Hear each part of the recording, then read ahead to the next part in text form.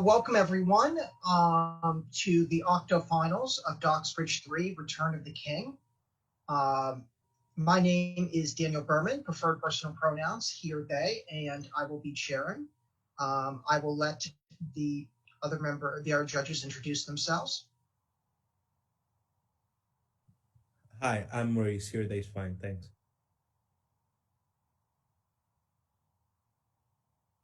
Great.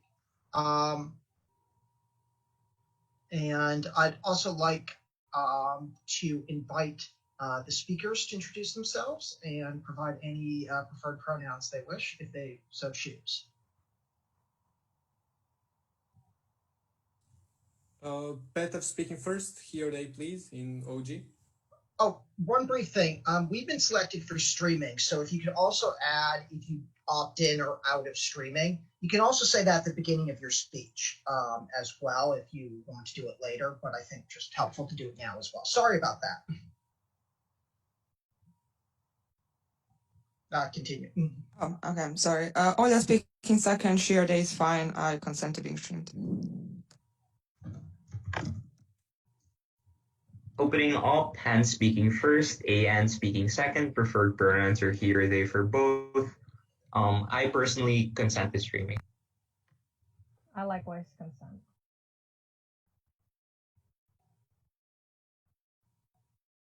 Okay, closing government? Yeah, so I'm Hasif. I will be iron personing. I consent to being streamed as well. Oh, he, him. I prefer to not. Okay, closing opposition? Hi, so Rumen speaking first, Nikolay speaking second. We have no preferences and we consent to be streamed. Okay. Just a quick thing also, I think if that's said, we can probably get started. Also, if you have a preference for POIs, like for instance, whether out loud or in the chat, feel free to state that at the beginning of your speeches. I recommend everyone try and follow them. I will try and do time signals in the chat. I may be off by 3 or 4 seconds because I'm also trying to take notes. With that said, I'd like to call upon the Prime Minister. Daniel, I think we're missing a panelist. Oh, shoot. Yes, we are. Give me, okay, 1 second. I'm just going to go drag it up to figure out who we're missing. That is a good point. I thought we were supposed to have 3. Yeah, it is. It's Niki. Niki Okay. or something? Yeah, is Niki around? Yes, that is the case.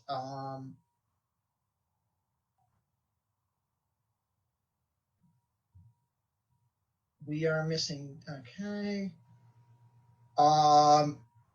So I know she is North America, which may explain not being present now, though it's still a little bit of an issue. Let's message Matt to figure out what we're doing.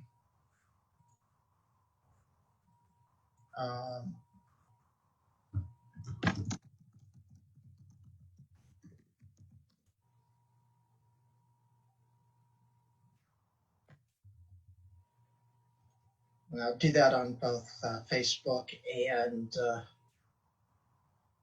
the Doxbridge. I assume you can also mention that we're missing the judge. I just messaged on tab as well.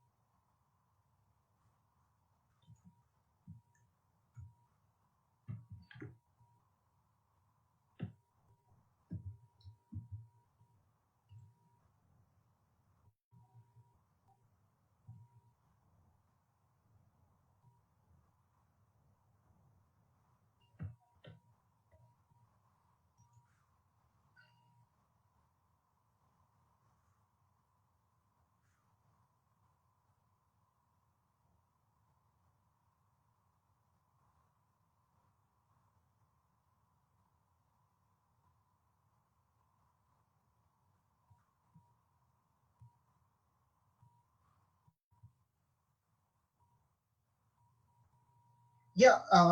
If do we have any objections from the teams or anyone else with that? From OO. Yeah, it's fine. Okay. If so, I think that then I'd like to call upon the Prime Minister. I would like my POIs in the chat, please. And let me set up my timer, and then I'll start. Okay, start in 3, 2, 1. Panel, we believe that from side of opening government, that the greatest impact in this debate is going to be allowing up-and-coming artists, allowing just regular people that have dreams of having established art, of breaking through in the art world, to be able to accomplish their dreams. For them to be able to take that step, or at least try, and that there is a road for them for breaking through and for doing whatever they need to self-actualize themselves. A couple of things in this speech. One, and this is mostly going to, let's look at what are the incentives of art institutions in the status quo, right? At least the for-profit ones, but I think most of them are trying to recoup most of the money by selling tickets, right? In the status quo, a lot of art institutions, whether it be museums, galleries, etc., mostly commission established artists. They mostly try to get people who have recognizable names in the art world. Why? Because it sells more tickets. Because it means that if you take someone who's established and you put his painting somewhere, then you can be, oh, look, this great guy, and then everyone will come flocking in. This means that just on that name of the established artist, that art is extremely expensive, right? Because it basically pays for you have to pay a large sum for that prestige. What does this mean for the trade-off? We think that, look, do you want me to pause my speech? Yeah, okay, sure. Actually, if you want to restart, since I think you were just like 1 minute in, if you don't mind. Yeah, I was 1 minute and 10 seconds. Right. I'll make. I'm fine with that, sure.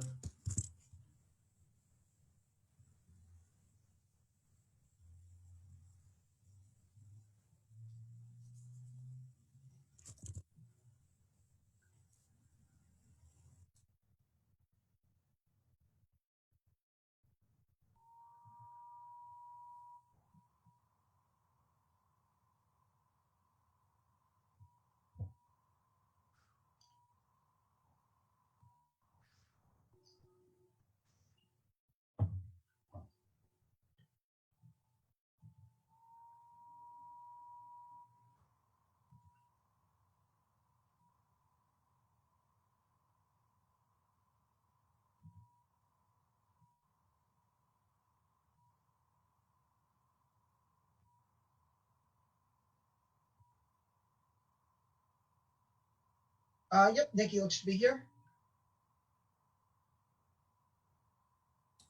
Can I start then, or are we going to wait for Niki? Nikki, are you here? Yeah. Sorry, Dan. I was just having some tech issues. Can you hear me now? We can hear you. Yep. Yeah. Yeah. Sorry. Yeah. Okay. May I start then? Yes. Sorry about that. No problem. I'll start in 3, 2, 1. For the second time in 5 minutes, panel, the greatest impact in this debate is going to be that's coming from opening government, is that we allow people that have goals and dreams of becoming established in the art world and being valued for their creations actually achieve that. In the status quo, art institutions are heavily incentivized not to find new and up-and-coming artists, and we believe this is a huge problem. So and let's get started then with what are the incentives of art institutions in the status quo, right? At least the for-profit ones, but I even think the government-owned ones still want to sell as many tickets as possible, right? Because what does this mean? If you want to sell as many tickets as possible and have a successful marketing campaign of to get people to come in, you need to go for artists that are established, right? Because then they have that name that can actually pull people in. So that means that in the status quo, art galleries and art museums mostly do that. They mostly try to get as many people as possible in order to ensure that by commissioning established artists basically exclusively. So what's the trade-off then? The thing is that commissioning established artists in status quo is extremely expensive, but art gallery, clarification from CEO. Go. Can you give us a proper definition of what is a new artist and who is not a new artist? Oh, Jesus Christ. Probably not, but I'll do my best. Look, I think it depends kind of on the idea of that new artists are going to be those that weren't commissioned or weren't shown in like prominent art galleries up to that point, right? If you had some kind of if you're able to show your art in like a really unknown gallery, then yeah, sure, maybe you can be a new artist. But if as soon as you're shown in one of those good museums or had a chance to expose yourself, then at that point you're no longer a new artist. I think that probably people who are into art can make a better distinction than myself, but I'll go on. So here's the thing. Commissioning established artists is extremely expensive. What does that mean? That means that for the amount of money that an art gallery in the status quo spends to commission, to get art from a real established artist, you can pay like 5 new artists fairly, right? It's not that we just give them pennies and that's it. It's just that they do not have that name recognition that you have to pay for. You can still pay them fairly for the time to ensure that they're working on the time spent on their art is a lot higher than the minimum wage and their commission. It's that it covers materials, etc. Right? But because you don't have to pay for that name recognition, you can in general just get more, right? So the trade-off in this debate is 1 or 2 commissions of really established art, or for numerous new artists that are coming in.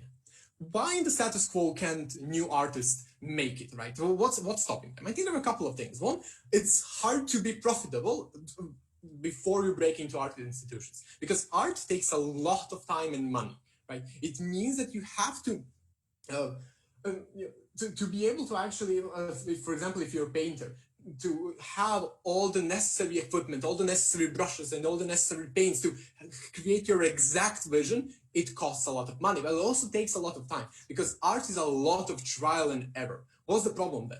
The problem is that if you're someone who's trying to break through and you need to spend a lot of time on art, but you're not sure whether there's actually a chance for you to break through, right? You're not sure if this is worth it, because in the status quo, there really isn't a road to become established other than just getting extremely lucky. Secondly, I think there's also a big stigma about art, because as soon as someone says, I want to be an artist, then your mother and father are like, no, go to med school. Are you insane? Right? Who is ever going to do that? This means that your family and your social circle in the status quo is likely to obstruct you and to stop you from achieving your dreams. At this point, we believe that with this motion, we can at least mitigate that to a certain extent when there is a chance of you getting noticed, there is a chance of you getting commissioned. And thirdly, art institutions are extremely elitist.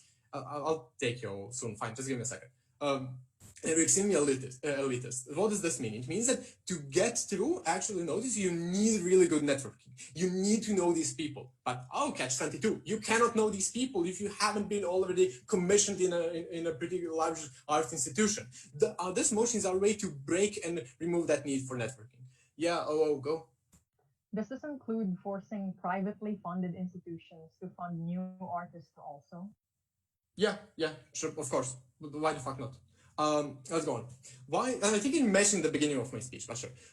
Why are we fine with trading off some money for established artists? And this is pretty easy comparison to make. It's because when you actually make it as an established artist and you are getting those really high sums of money to get commission, one, it means that you have an established fan base, or the social media fan base, and in the high art world in general. So there are other opportunities for you, right? There are other galleries where you can go and you can try to get some kind of money. And also you have some savings, because in the past, since you were established, even if now, because of the new artists, you lose 1 commission, you still have more than enough money to make it through. But secondly, you have that good networking that we talked about. You know the owners of museums, you know the owners of art galleries, and they know your name, right? You have that name recognition, meaning that you are going to get more opportunities later on. So I don't think they're harmed as much. But here's the thing. I think that it's fair from up to say, yeah, there's probably going to be a certain loss of profit for art institutions. But here's the thing. One, I don't think it's going to be extremely significant. Is because you're not completely devoting your art institution only to new artists, right? You're still going to have established artists. You're still going to have some people to use to pull in some kind of name recognition. People are still going to buy tickets. But why is that trade-off, even if they're less profitable, okay for us? It's because what this motion allows is new artists a road to self-actualization. This means that I think a lot of us just a lot of people have dreams, and a lot of people have weird goals and ambitions that they want to achieve. Like the fucking 8 of us are here debating and yelling at our screen on a Sunday afternoon. But for some reason, it means something to us. At the point where we do not know what is that meaningful thing for anyone else in the world, and we are just saying don't know, but a lot of people are claiming my preferences. I want to be an artist. My preference is that I want to take something that I have created and show it to the world and want to see how I impact them, how I impact their emotion, and put my heart and soul into this. This is a large benefit for these people, to give them a role to do this. This is not something that you can trade off on utility, because just getting commissioned once for anyone who's an aspiring artist can be something that basically is going to be the event of their life. This means that this is going to be something where they can remember it fondly before, on their deathbed, and be like, hey, this is what happened. Because this is that great, because you're allowing someone to showcase a part of themselves that they wanted to share with the world, a part of themselves to ignite some kind of emotions in people. When something is that important, we have to ensure they have a role to achieve that vote-opening government. All right, I'd like to thank the speaker. Niki, are you happy with doing the time signals in the chat? Yeah, sure, no problems. Okay, no, then I just don't need to. Then we just don't need like 2 people doing. Oh shoot, I didn't mean to send that to you privately. I meant to send that to the group. Yeah, I just tried to correct for it, but it's no problem. I can time. Okay, no, that simplifies it. All right. Okay. I'd like to thank the speaker, and now call upon the leader of the opposition. All right. Hello, am I audible? Yep. Okay. Starting in a bit. POI preference, I prefer if you interrupt me verbally, preferably around the 5 to 5:30 minute mark. Yeah. Same preferred pronouns. Okay. Starting in 5, 4, 3, 2, 1. This debate is not a debate about where new and upcoming artists are better off. It is a debate about the interests of the state who is imposing these regulations on art institutions and what we want to achieve as a collective. On-site opposition, we believe that states have incentives to primarily prioritize the success of financial institutions. They care about fairness like private property, and they are likely to respect the types of values that people would have. We believe that the imposition of this requirement is, number one, an unjust appropriation of private funding and is principally illegitimate.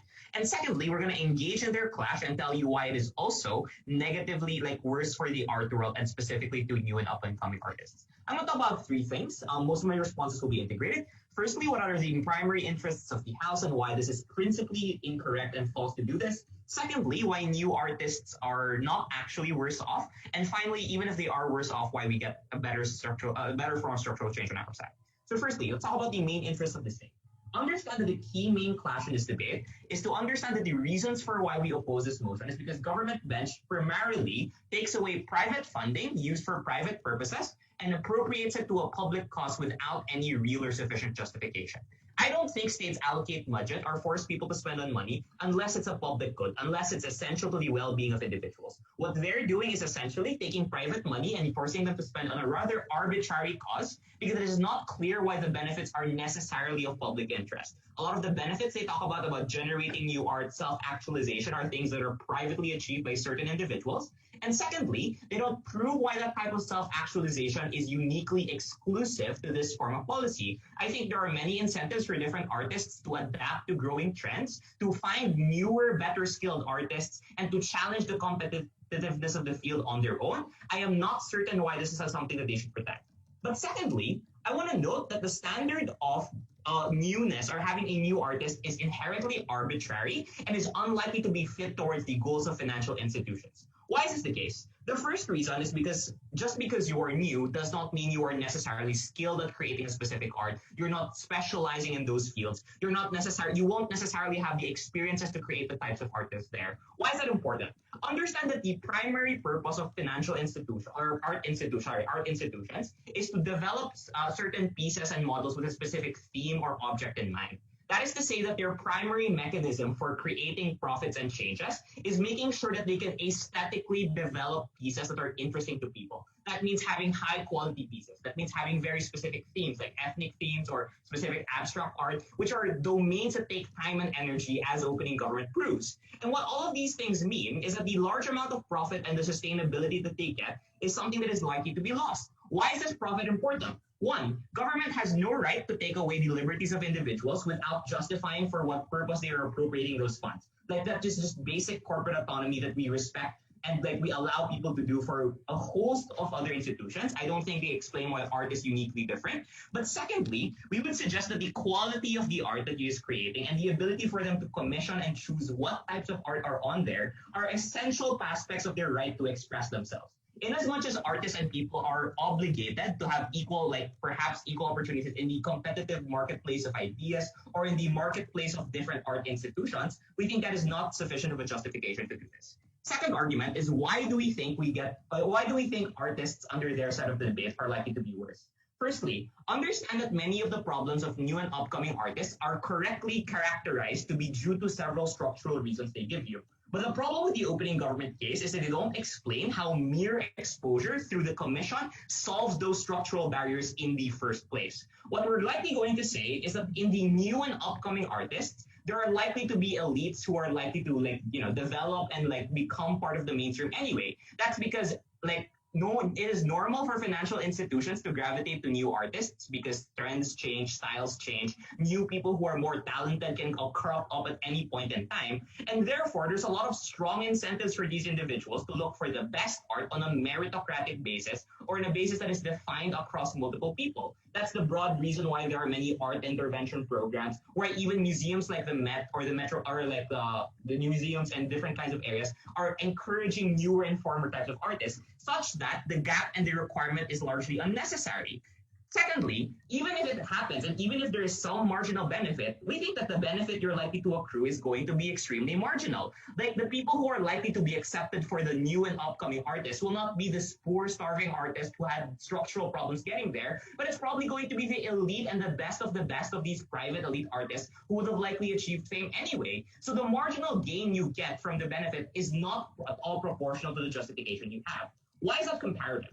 Understand that their policy significantly diminishes the ability of private philanthropy and different art to necessarily proliferate. Why? The first broad reason is I think artists are people who donate to art museums are likely to scale back on the type of art they are likely to fund. That is because they don't fully control where the money goes and are likely to hedge against the prospect of getting bad art by reducing their overall investment. I think this is bad because it limits the ability for art institutions to prosper. If they agree that the benefit of these art institutions is to provide the public with a great experience, they can learn new things, new perspectives, or basic aesthetic appreciation, all of those public goods are significantly diminished the moment you enact this policy. Secondly, I think that their incentives to cater to different artists significantly diminish because now it is easier for art institutions and private donors to make the art field as exclusive as possible because now there is an affirmative action policy that is used as a justification to restrict or otherwise remove other entities. So understand that the core assumption that opposition makes is that their policy towards success is geared towards them having a monopoly and being able to succeed within these formal institutions,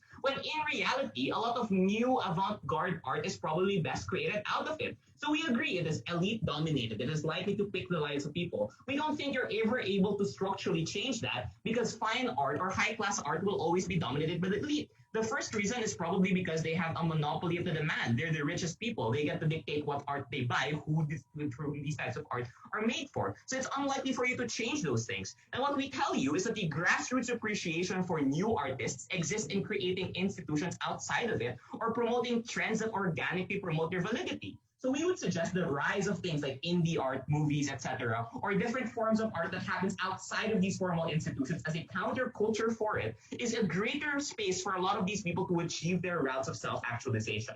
In conclusion, it is not clear why the self-actualization of art and the impact that they give, even if it is true, to be the primary decision point by which the state should make decisions. But secondly, even if it is, they give you very little analysis as to why this is specifically the best policy to help artists in the status quo. We think these institutions have the autonomy to decide. That is ultimately what is best for people, and that's why we're proud to oppose. right, I'd like to thank the speaker, and I'd like to now call upon the Deputy Prime Minister. Grant, can you hear me? I can. Cool. Give me a second.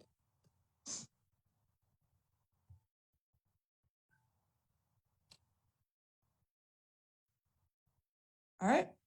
I'll start in 3, 2, 1. I win this debate in 3 simple clashes. Firstly, dealing with the trade-off on this debate, engaging directly with OS principles. Secondly, proving actually why this money is a tipping point for us to accrue our benefits. And then thirdly, engaging with sort of the quality of art and the other benefits you trade off from on the side of opening government. Firstly, jumping straight into a clash of what are we trading off and why we're completely fine and finding justified to trade off established existing artists or even the incentives of these institutions themselves as some private actors that OWA wants to claim in their principle. Firstly, why I'm trading off established existing artists. I think this is going to be crucial for this debate because you have to realize that this is going to be the tipping point of people who are extremely disprivileged to the ones who are elitist and literally 1% and giving them some sort of a stepping foot. Why? I think there's 3 reasons. Firstly, these people are already privileged, right? Who actually becomes an established artist, right? It's probably very often the kids who can actually afford it, right? Whose probably parents will find some sort of meaning in art and have enough money to actually support their hobbies, to actually support and buy them equipment when they're young, to actually have the money to art college that is going to be also an interesting part of this debate, to actually cover the funds for that and to believe that they can actually succeed. But if they don't, they already have a step back or they can only work for their dad, right? Or like often artist families, right? If you're already an established artist, something that you do and you have a lot of money, why wouldn't your son or daughter do the same thing, right? I think it's going to be much easier for them to break through if they want to, as opposed to other. Secondly, for connections, at the point where you already are one of those people, it's like a snowball, right? You meet other people that just by transitivity or the sort of like mindset of the mindset that is like one people, like people apply, let's say that this art is so cool and they let's say this is a 2 million like euro thing and other people just start to believe it because like oh my god, this actually does mean something because you add a monetary value to it, you must be really good, and then other people latch onto it, then you create this sort of elitist cycle where they're basically sucking each other off for like a lot of amounts of money because they think it's very, very cool. But thirdly, these people are going to get paid anyways at the point where obviously we're taking some money of commissions off of them because trust me, a significant amount is definitely what's going to these already established that already exist, and for their commissions, this is a crucial part of the comparative, these people are going to get paid anyways at the point where they do have connections, at the point that people have already heard of them, have paid for it, and they move to another gallery, or their pieces can still be sold for a larger sum of money just in different galleries. I think they're still going to get a large amount of money, or from the when they post certain things on social media, etc. So on the comparative of who is more privileged, I think we win. Why? Because it's justified to the extent to which it tips the scale for disprivileged people. I would hope positions agree that it's justified for the state to give out welfare and subsidize poor people, or education for kids who grew up in the ghetto, at the point where they are not allowed the equal starting ground, like authority, right? Or minority quotas on boards of corporations. I think that all would say, oh, but the corporation has the right to decide, but I think there's an obviously trade-off, right? I would rather have black women on or have their quota on a board so they can actually get the equal stepping ground as all the other white folk Johns that didn't, right? I think their OO cannot disprove their clash. I would really like to see them stand behind it. I think also these institutions are still going to earn the money back. Crucial thing that Petar tells you here. This is a great promotion, helping out the small guys. The same narrative within you won't be seen as this like stuck up elitist thing gallery anymore, because it's going to be a new great promotion. Look at the name you haven't seen before. Look at the thing that this person has done. Look at the way that they mold it. It's going to be something really cool, and people are going to be like, oh, this is someone that I would never engage with otherwise. They're still going to pay the tickets to come and see it. I think it's the same incentive for investors. I don't think that you're losing a large sum of money to the extent to which you are either as a private actor or on the market, or as the established existing artist. I think the extent to which principle stands behind review tipping the point, think we win and always out. Why is the money the tipping point in this debate?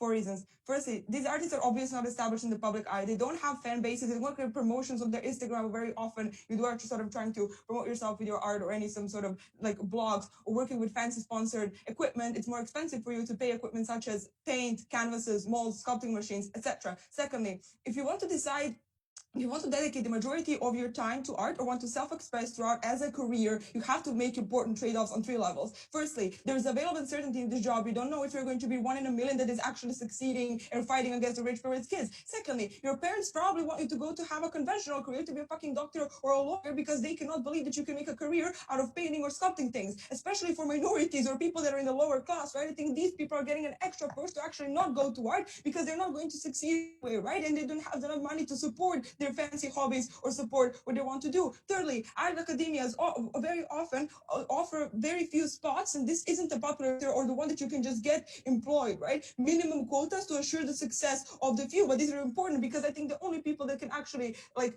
manage to go and to like spend money and risk like paying their tuition for like an art college or an art academia are obviously then the privileged people as well, right? Or more majority of people don't actually get in. What does this all mean? It means you need a significant push and the money from these commissions to pay off for your apartment, for your food, for the expensive equipment, to combine with your incentive for this love of art to give you a push against the stigma we bring to yourself and people around you that you can actually succeed and not being one in a million. What is the comparative where open government wins? Comparative is some versus the none, because OO never actually proves to you what the alternative is on their side or why these new artists can actually break through on their side or get something. Second part of the comparative, this is like $20 million for two established like rich dickheads as opposed to 10 new artists. That is a unique benefit for 10 people you don't have on your side. I win on scale. What are then the benefits we can claim on three levels? Firstly, these actually fulfill their dream and the idea what makes you live a dignified life that is very often tied to your career and how you self-identify, what gives you motivation and meaning, like Petar talks to you about. Secondly, we're breaking the vicious cycle of only people being able to exercise their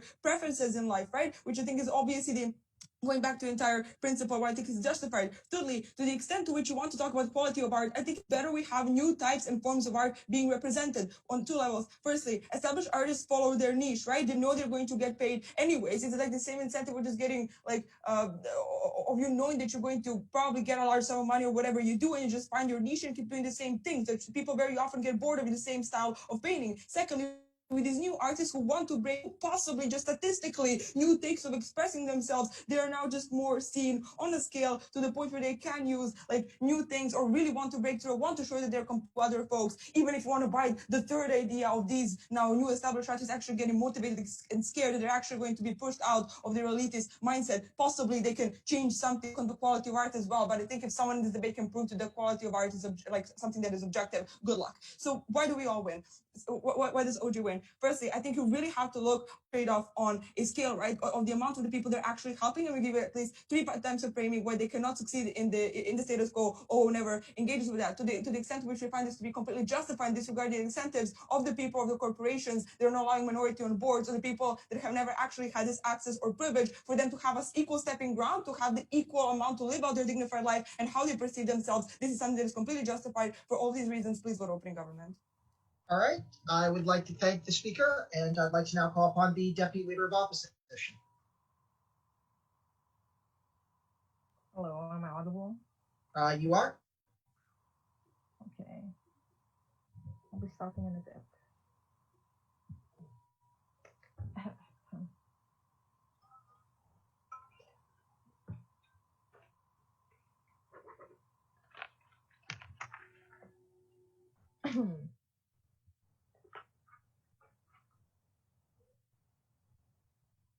Okay.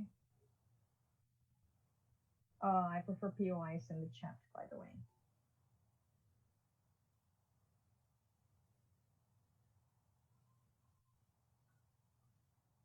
The most problematic assumption that opening government makes in this debate is that they assume that just because it's going to make some amounts of people happy, just because it's going to help fulfill some individuals' dreams, this is suddenly enough of a sufficient reason for us to massively demand of private institutions on net to suddenly divest a huge amount of their own private resources, which they perfectly have the demands to do so. I think the best way how we can weigh out their trade-offs and to say how any sort of benefit that they can accrue is not enough of a sufficient reason for you to take such resources away is because we have to look at the same principles of eminent domain or whatever reasons as to when the state can generally demand something. Because there are two standards as to when a state can take away private property. One is if it's the least intrusive way for you to achieve that state agenda that you desperately want to achieve, and second is if it's the only alternative for you to be able to achieve that. And I think that if the problem that opening government will present to us is that there are too few people who are even able to enter the art sphere, or things like new artists are never going to be funded, for example, then they don't necessarily prove the exclusivity as to why you need to make private institutions do these things. Because things like tax breaks, for example, for these private institutions to make them actually want for the more that they support new artists, for example, or things like scholarships, or things like scholarships to actually aid individuals to get into their art careers in the event that this elitist culture of art is really something that's problematic for the state. So this means that government as a whole is burdened with saying as to how this policy itself has any exclusive benefit and cannot be achieved by any other form of state funding or literally any other kind of scholarship. So that's the reason as to why this policy can fly. But more than that, I think we also have to look at the nature of the problem even being presented. They say things like it's difficult to enter the art world. They say things like it's very hard for you to be paid well if you're from a minority group, and your art is something that people don't necessarily mind. If we look at the nature of commissions, which is literally just asking an artist and paying an artist to make a certain artwork for your institution, this doesn't necessarily bridge the gap of things like helping these minorities produce art, for example, or even getting them their education. So since their urgency towards this policy isn't something that even is solved by their own policy, we don't think that flies. But more than that, I think we also have to look as to how this policy of theirs at the end of the day probably obliterates the state agenda when it comes to what they want art to be. Because we have to know that what the state usually wants with private art institutions is probably for them to ensure things like cultural proliferation or to assure that we're continuously going to have an evolution of art so that our art industry maintains competitiveness. And the reasons why this policy is harmful is because it drastically cripples the art institutions, which are at the forefront of ensuring things like art evolution or things like making competitive art. Because we have to note that it's not true when opening government says that they're not going to have a significant bad return of investments. We still think that's highly likely because we have to know that art institutions in general have high amounts of competition because of the influx of media and the influx of free art, for example, and the influx of piracy just makes individuals want to patronize paid art less and less, but also because there's been a general trend for individuals to defund and deprioritize art because they don't think that this is something that's really pragmatically important, especially in the light of things like the coronavirus, where we literally don't have as much money as institutions have, and amidst things like economic recession. So what does this result into? What this probably results into is that these institutions, who are probably the only institutions where you will get the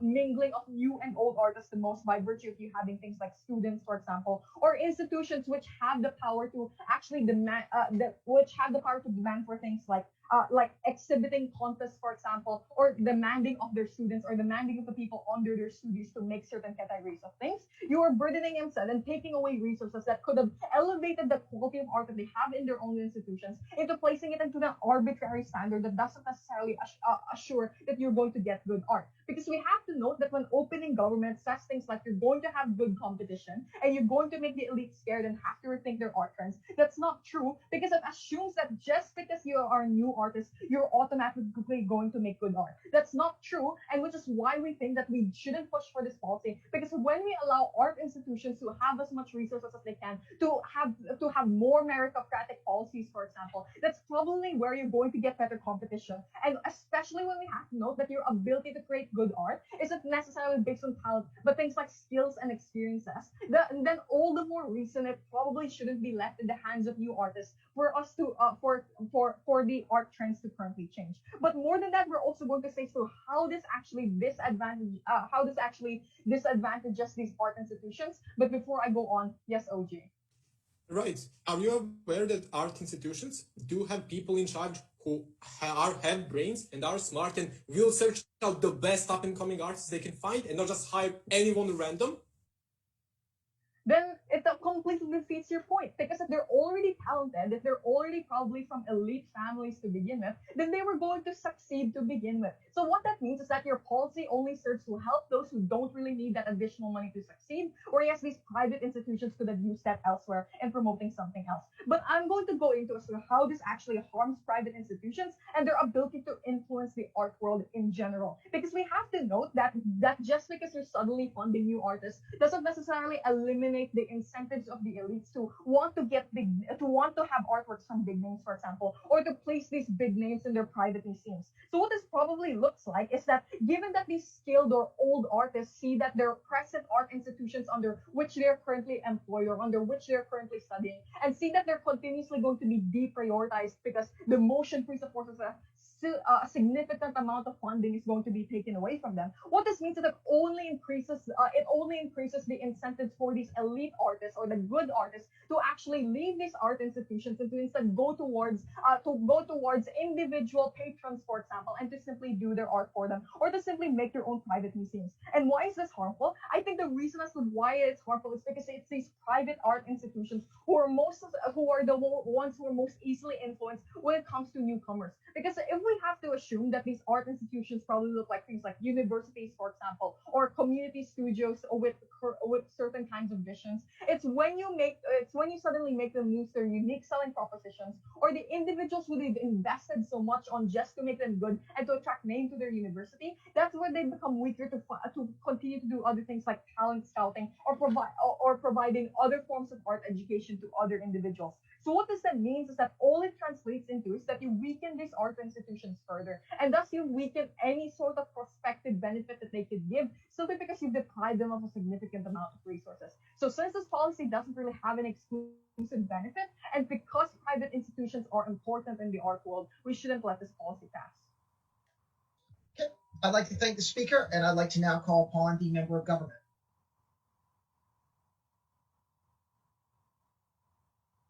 Am I audible? You are? Cool.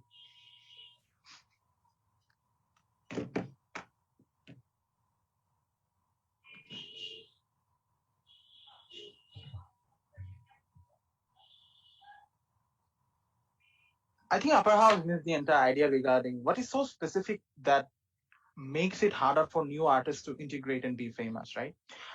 Firstly, I think we human beings have a natural tendency to stick to the past. That is to say, a national fabric and a national framework of propagating arts tend to be with the framework that is probably 30 years behind.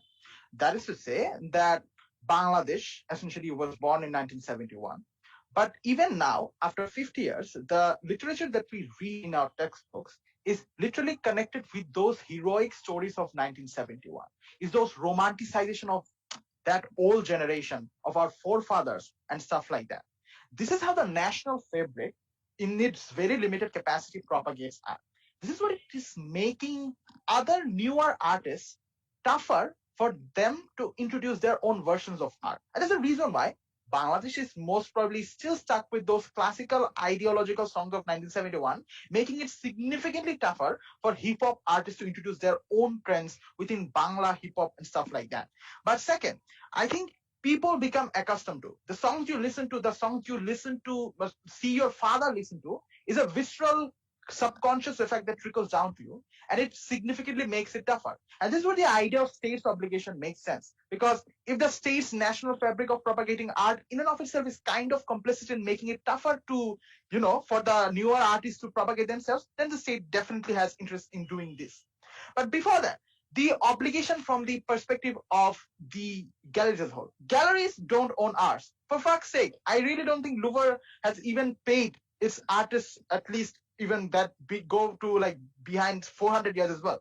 So their obligation is very simple.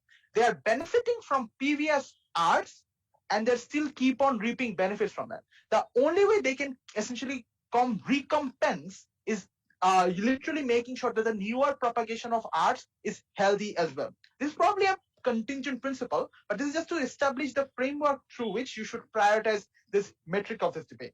But before that, I think most of case is literally contingent upon proving to us the fact that, look, you don't have benefits. What are the benefits? I think OG's case lacks benefits. The benefits, one, you have greater call-out mechanisms within this contemporary art. That is to say, they simply don't, are not stuck with 1971 liberation tactics. They are more likely to discuss about the current government within Bangladesh and current problems that are, inherent within the literature they produce. But second, the idea regarding, discourse and minorities, minorities groups get greater leverage when they have greater access to those platforms in the first place. But lastly, I think it's important to crucially ground this idea of why and how exposure works. That's to say, art funding essentially needs make sure that their arts essentially reach those galleries at the first place. The problem is the local galleries do not hire or do not buy those art pieces from those local newer talents in the first place, because again they're stuck with the previous generation. The literal businessmen, they do not want to take in that risk of like, let's try some new stuff. They have been seeing for the last 5 years that 1971 arts are being sold at a higher price. They will sell this at the next year, Liberation War exhibition as well, instead of buying those arts from the local arts. This is where this money thing essentially plans, right, works out, right? Because our model is to literally go to those local stores and say that we'll probably pay you a little bit lower, higher, but still take those places. The delta in this debate is not the fact that these artists do not have enough exposure. They probably have it within Facebook and stuff like that. The problem is that they're not getting paid enough because Facebook doesn't pay people. But also another thing is that the idea of not paying this artist as a whole is crucially important, because there's a significant amount of romanticization that comes along with the idea that art is pursued for non-material gain. Van Gogh was poor, but he was legendary. Kazi Nazrul was poor, but he was legendary. Maybe he was legendary because he didn't pursue money. This is a really relevant narrative that conservatives still vest upon. And this is what it essentially grounds the idea of entire OG case. Because why do conservative parents do not allow their children to go for art? Because they, again, it's a non-material gain probably to them, and being a doctor is a greater material gain to them. Our case makes sense exactly here. The ones who are probably rich will probably still pursue it for luxury, and they have greater asymmetric levels for anyway. The ones who are still poor revolutionists will probably still pursue it out of sheer passion.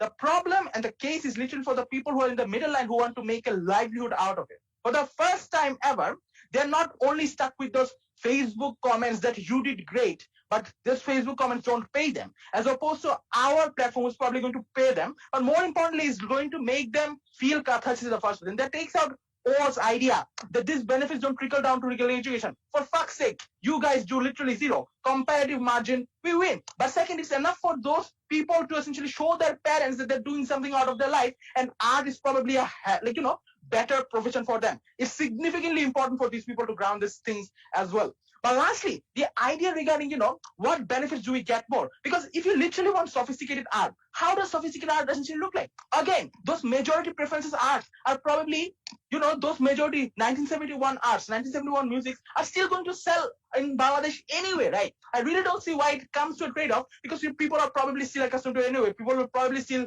attend those concert tickets anyway.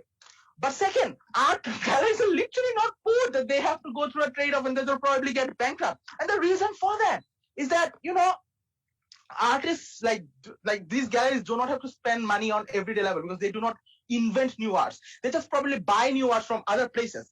Our trade-off, which we're absolutely okay with, is that even if something that's commercially harmful for them, because probably they could just buy off something from Louvre and sell it in Bangladesh in a higher place, we are okay with stopping the trade-off, because again, the best way to recompense for them is to make sure that newer propagation is better. Newer art essentially is more healthier. So this is why this trade-off makes sense. But lastly, public good. I think it's important why this exposure claims make sense. Non-trendy arts, which are very likely to be coming from newer artists in those specific majority preference context, stuff like 2001, a movie made in 1969. Imagine if this movie, which has significant scientific analysis that is still discovered in 2020, imagine if this movie was showed to only 100 people. There could have been like 2 or 3 possible interpretations of this movie.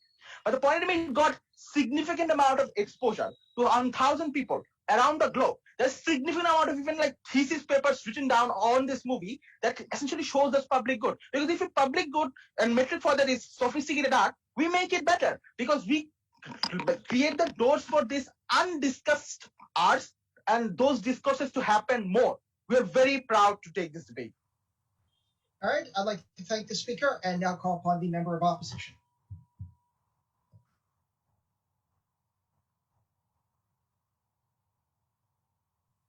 Hello, am I audible?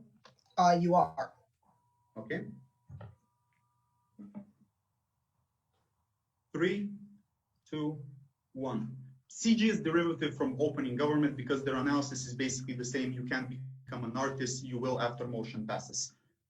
Two things on, but both props fall because they ran away from their burden. Panel, look at the motion. Motion says explicitly substantial amount of funding to be allocated to new artists. So you can't get away with the model which is will give like two people funding for 50 people. You have to make it bigger. But second thing which they didn't clarify, and this is important because otherwise the debate doesn't work.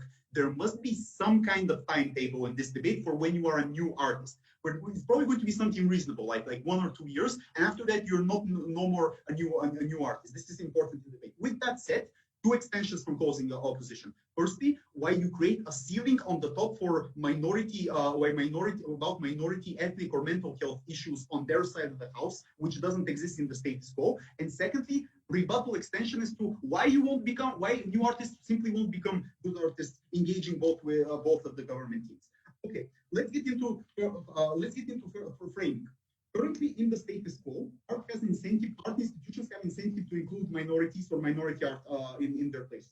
For two reasons. Firstly, because you have profit incentive, you have to create a large variety of different pictures or paintings there so that different people can come in and do this.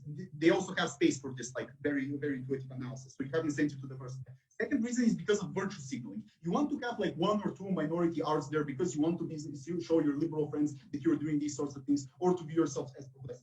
But not this includes religious, minority, ethnic, or also mental health issues, like specific societal issues that are there. So minority artists, this is how we're going to frame it, do manage to establish themselves, but they get pushed back currently in the status quo. What is the pushback? Firstly, their issues are like small, so not necessarily to be engaged by the majority people. Secondly, it takes time for you simply to establish a portfolio, to do the physical amounts of paintings in order for you to say, okay, this is my portfolio of art. Third reason is because sometimes art is associated also with different things, with talking with people, with lobbying, etc. Here is the important thing. For minority artists, it takes more time, let's say 5 years, to establish themselves as an artist, as a majority artist who, for example, would be able to do this in the 1 or 2 period gap. Now, why on their side of this is important nuance framing here, by the way. Why do you lose this on their side of the house? Because presumably there must be some kind of timetable when you can be a new artist, right? So firstly, we tell you that structures of power are likely to remain the same. So the old white dudes who are likely to be in the art galleries who are making the decision-making process, who do a little bit of virtue signaling, will not take new people who are minority backgrounds in. They're likely to replace the old ones with just simply new minorities who are 1 or 2 because you have a cap on the virtue signaling. 2, you create a ceiling on the top of the timetable because they cannot establish themselves. They simply cannot do this on their side of the house. But third mechanism, and this is the most important one, you crowd out the market on their side of the house because you're signaling to everybody, look, if you are a new artist, now you can opt in. So people who didn't thought they could become new artists are opting in also to become new artists. So look, the point here is the following.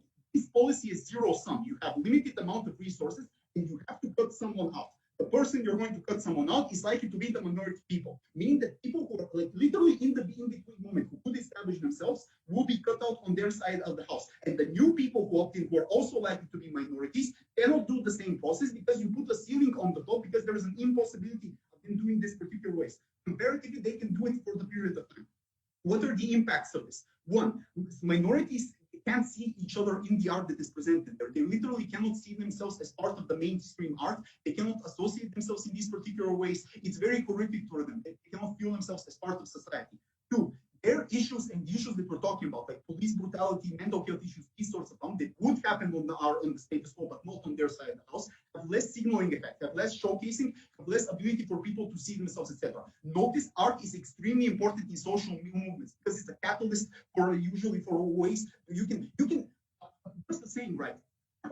Art can say something that 1,000 words cannot say, but you can use this as a signaling way in order to do these sorts of things. Thirdly, other minority artists are also less likely to talk about these sorts of things because they know that the battle on their side of the house is an uphill one, because you know that someone else will likely to take over you after the period of time has happened, because you're over competing and flooding in the market, because other people also opt in. This is the biggest harm in this debate because these people are the people who are disenfranchised, and a political change or seeing themselves in the art has humongous impacts in this particular way. Solely on this is the most important thing in the debate. We'll also bring you like rebuttal towards the government. This this is like the most simple piece of rebuttal that I'm ever going to give, but it takes them down. Not everybody is good at art, but many people think that they're good at art. Meaning that if people are like opting on their side of the house, they showcase their art for 1 or 2 sessions, but it turns out to be bad, which is likely to be a positive because talent is usually associated with different things. They're likely to not be able to meet the threshold of having a different portfolio, of doing those sorts of things, even if you meet opening government structural reasons, mind you, even if you have the money, even if you do these sorts of things. So you're likely to have an artist opting into this, not being able to do this, and then falling out of the equation because new ones will come in. But second piece of rebuttal extension towards this is the following.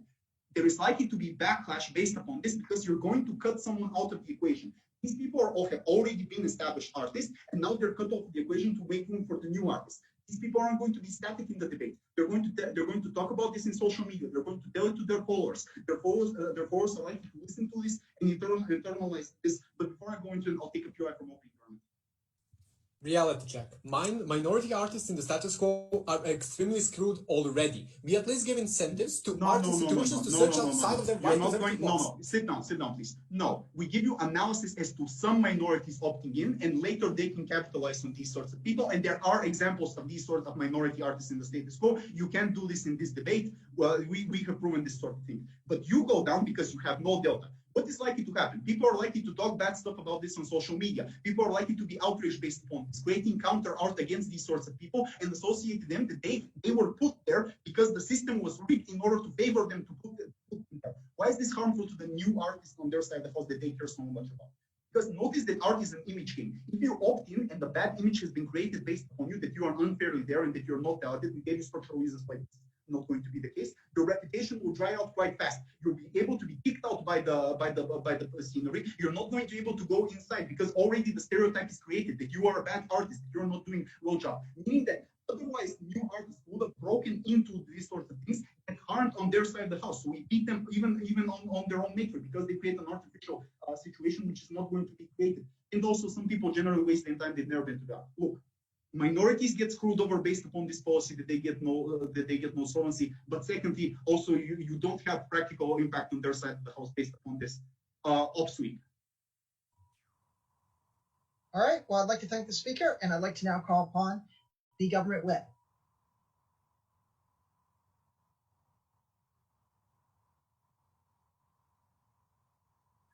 Am I audible? You are.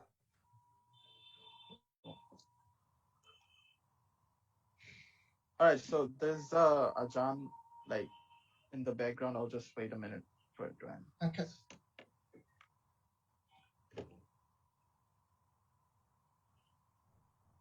Minorities get screwed probably under both sides of the house, and they have been like screwed for a couple. I think if you don't concede to that, I really think you are living in a fairy tale. So if your case is literally contingent upon that under your side of the house, minorities are screwed less without essentially showing to me what the margin is. I really don't think CO essentially can rank higher than 4th in this debate.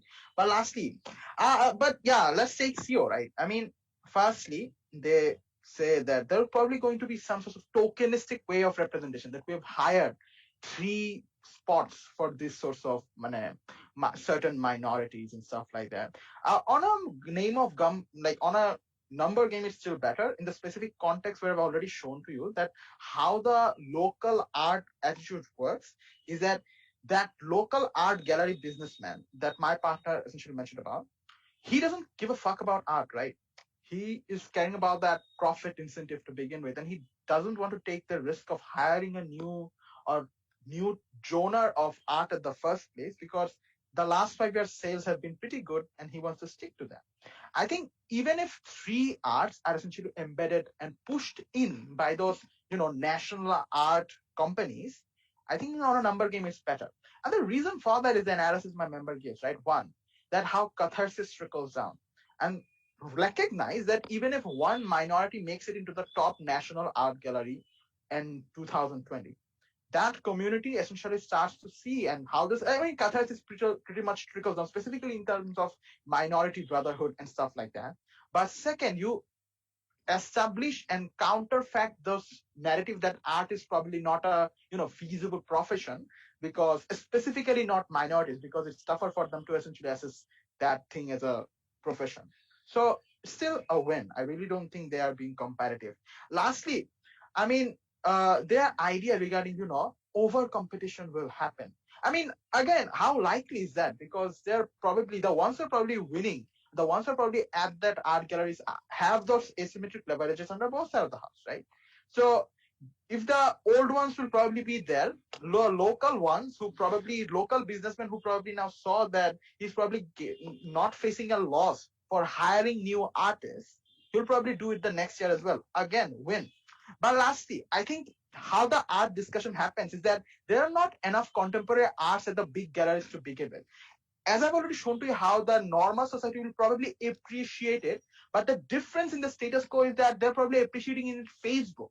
The delta that we make sure that they will probably appreciate in art gallery, which essentially increases the incentive for those local businessmen to buy those arts even more. So it's not even as marginal that a CEO will try to essentially make it like look to you. But lastly, in the worst case scenario, I mean, if it's a trade-off, fuck them. They have like asymmetric leverages, and for far too long, right? They have those asymmetric privileges anyway. Let's get to CEO, right? Because CEO's case is literally like, I'll take a PR from. Oh no, yeah, just lost my notes. Yeah. You still haven't told Go us ahead. why this problem can only be solved by the policy. Why can this problem be solved by the state sponsoring more young artists instead of forcing private institutions to do it?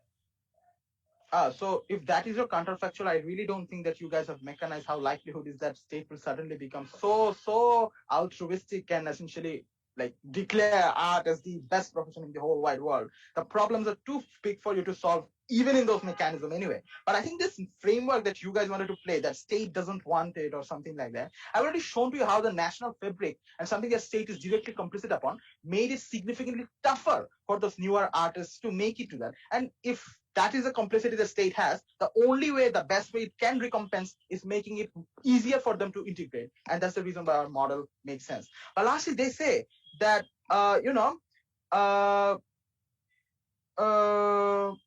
it will probably result into the weaponization of this affirmative action that, look, they are getting extra privileges.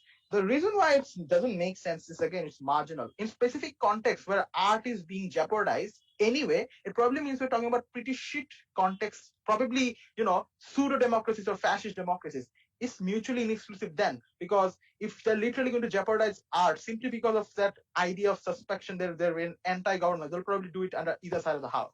But lastly, this CEO's idea regarding, that you create an artificial ceiling on top of the table.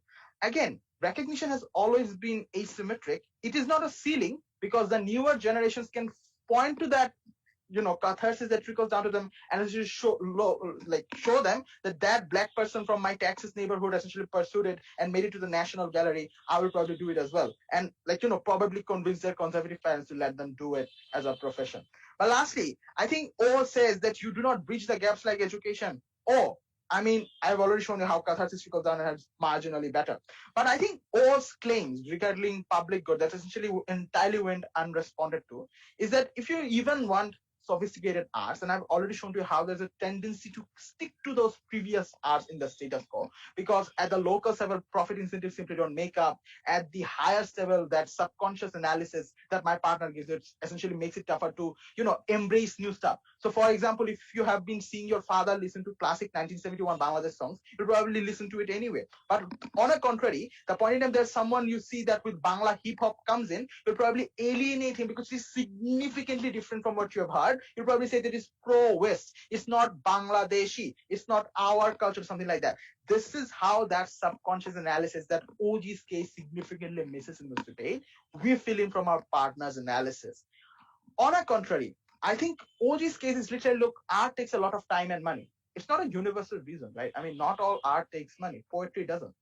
Our analysis is significantly more universal to say that even if it's poetry, even if you probably didn't have that amount of resources spent, it's still inaccessible because people, again, are majority preferential poetry lovers and not probably your poetry lovers. And you need your greater platforms to be able to make those people understand that your poetry has different makes sense and this needs to be read as well. But second, the entire idea is that minorities get screwed up. I really don't think they entirely mechanize how their world is significantly a better world for the specific minorities. But more importantly, we didn't play that minority game. we essentially framed you how the newer ones themselves are the minority. Themselves are unable to impart, like it's not just about my black minorities or Asian minorities. It's the new ones, whoever wants to pursue a different path themselves are the, like, less side of the privileges. We minimize that. We are very proud to propose. Good. I'd like to thank the speaker, and to close out the debate, I'd like to call upon the opposition whip. Hi, am I audible? You are. 1 second then. Okay.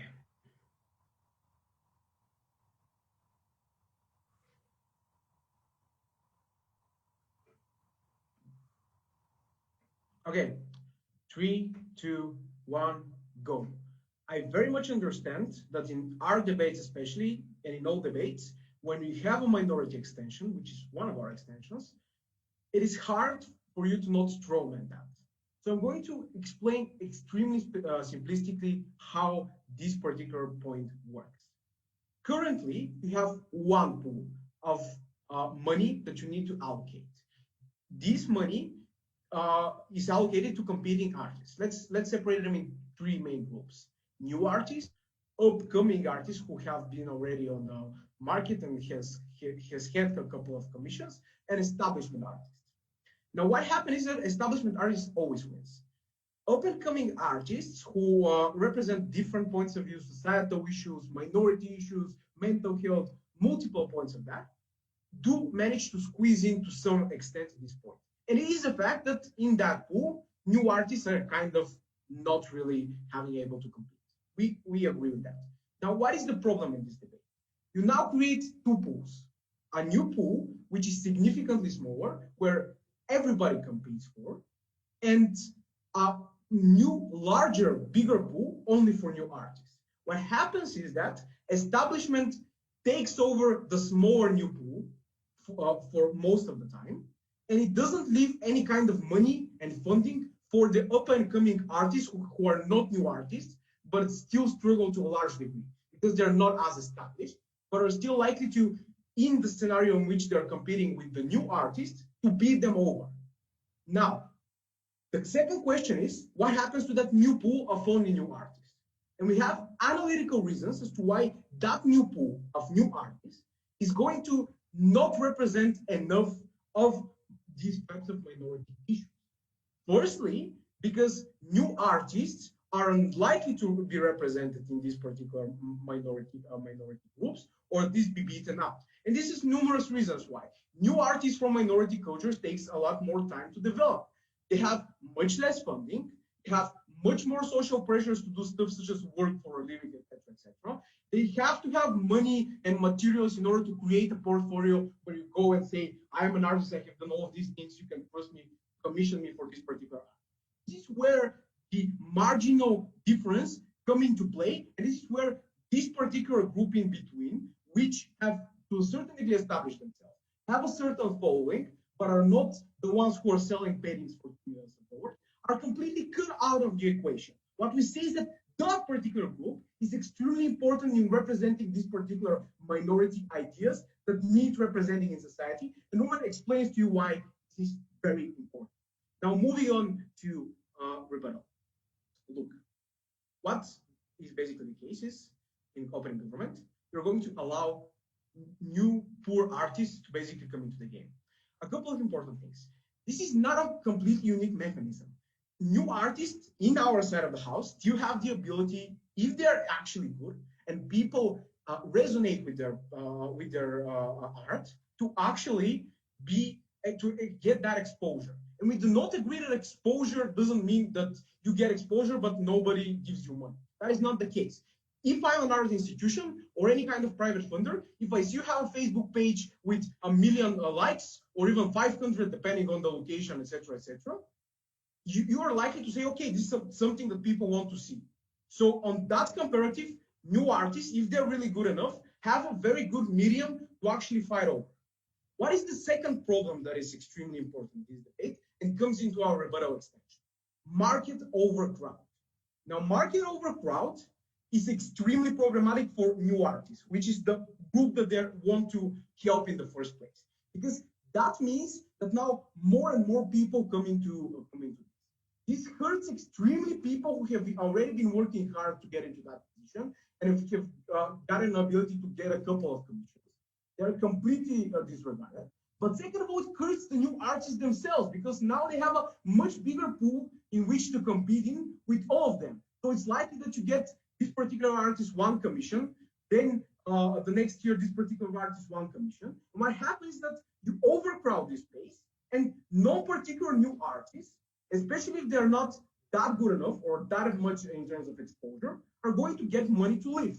So this is where you achieve no actual benefit, or at least benefit only in the short term, which you don't believe is extremely valuable. I think thirdly, it's important to understand that nobody explains to us, even though new artists are kind of problematic, I don't think that they explain to you why in this particular new era, new artists are going to be actually be able to achieve something and be able to establish themselves. They're still going to struggle. They're still going to have no money because there's too many people on the market, even without this policy, by the way. So really, what we are left with is artists who are new, valuable to a certain degree for our society. We say not necessarily. Established artists or semi-established artists or up-and-coming artists, we say, are much more valuable to a degree because they have proven their value to society. People follow them, they resonate with their ideas, they feel represented much more by them, and this is the moment in which we completely win this debate. Now, moving on. Basically, there's also this point in opening government in terms of elitism. I think that it's important to understand if we have this new pool of new artists, always people with the connections and nepotism and background are going to win over, which is extremely problematic. And this is the reason why the new pool only for the new artists is also extremely problematic, specifically for minorities. But secondly, as already pointed out, you still need a lot of funding to generally get a portfolio to even be in the conversation for this particular pool, which is never really important. So now, best case scenario of opening government, some artists becomes establishment of their new ones, and maybe a couple of them get a short-term benefit. I think that we're the ones who give you the comparative here, which is we don't care about these particular short-termistic benefits for these random people because we value the current opportunities that the system creates. It's especially important to understand, given in mind the current circumstances. And it's extremely problematic in terms of following current artists working in the current market, now having to compete in a completely overcrowded market. I think we win this debate by proving to you how this is going to be problematic for all types of artists. It's going to be problematic for particular types of art which you deem extremely important for society. And we win over no real benefits for the groups that they're trying to really protect. Very happy to oppose this motion. All right, I want to thank all speakers. My understanding is we have people leave the room, and do we keep this room, or do we have our own breakout room? Doxbridge admin?